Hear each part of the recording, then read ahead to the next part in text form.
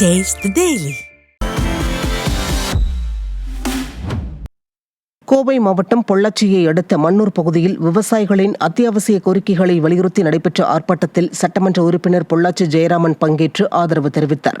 ராமநாதபுரம் தொடக்க வேளாண்மை கூட்டுறவு கடன் சங்கம் முன்பு 100 நாட்கள் 100 ரேஷன் கடைகளில் தொடர் போராட்டத்தின் ஒரு பகுதியாக இந்த ஆர்ப்பாட்டம் நடைபெற்றது. இதில் பாமாயிலை தடை செய்ய வேண்டும், தேங்காய் எண்ணெயை ரேஷன் கடைகளில் விநியோகிக்க வேண்டும் உள்ளிட்ட கோரிக்கைகள் வலியுறுத்தப்பட்டது. இதில் ஒன்றிய செயலாளர் ஆர்.ஏ. சக்திவேல் மற்றும் அனைத்து கட்சி உறுப்பினர்கள் கலந்து கொண்டனர். கள்ளக்குறிச்சி மாவட்டம் திருக்கோவிலூர் அருகே வீடுகளை இழந்த மக்களுக்கு ஆறுதல் கூறி அதிமுக முன்னாள் சட்டமன்ற உறுப்பினர் குமரகுரு நிவாரண உதவிகளை வழங்கினர். மேமாளூர் கிராமத்தில் நீர்நிலை ஆக்கிரமிப்புகளில் கட்டப்பட்ட 144 வீடுகளை வருவாய்த்துறையினர் இடித்து அப்புறப்படுத்தினர்.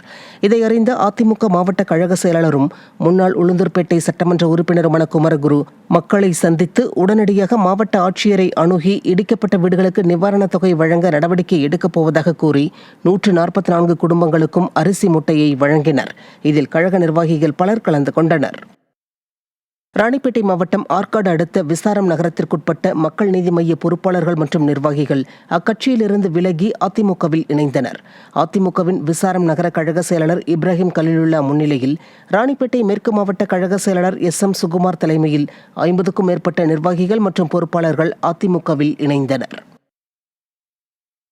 திருவண்ணாமலை மாவட்டம் கமண்டல நதியின் குறுக்கே உயர்மட்ட மேம்பாலத்தை திறந்து வைத்து முன்னாள் அமைச்சர் அக்ரி கிருஷ்ணமூர்த்தி பொதுமக்கள் கோரிக்கையை நிறைவேற்றினார்.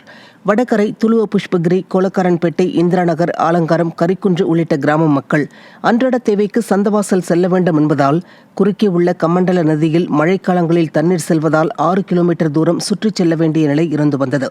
இந்த நிலையில் அப்பகுதி மக்களின் கோரிக்கையை ஏற்று 50 லட்சம் ரூபாய் மதிப்பில் கட்டப்பட்ட மேம்பாலத்தை முன்னாள் அமைச்சர் அக்ரி கிருஷ்ணமூர்த்தி திறந்து வைத்து அன்னதானம் வழங்கினார். இதில் மத்திய மாவட்ட கழக செயலாளர் ஜெயசுதா லட்சுமிகாந்தன், மாநில விவசாய பிரிவு துணை செயலாளர் செல்வன் உள்ளிட்ட ஏராளமான நிர்வாகிகள் கலந்து கொண்டனர். மயிலாடுதுறை மாவட்டம் வைத்தீஸ்வரன் கோவில் பகுதியில் மொபைல் ஷாப் தீப்பிடித்து எரிந்து நாசமானது. சீர்காழியை சேர்ந்த குறளரசன் வைத்தீஸ்வரன் கோவில் ரயில்வே ரோட்டில் மொபைல் சேல்ஸ் சர்வீஸ் கடை நடத்தி வருகிறார்.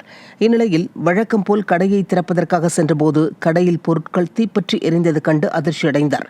தகவல் அறிந்து வந்த தீயணைப்புத் துறையினர் தீயை அணைத்தனர். தீ விபத்தில் 5 லட்சம் ரூபாய் மதிப்பிலான பொருட்கள் எரிந்து சேதமானது.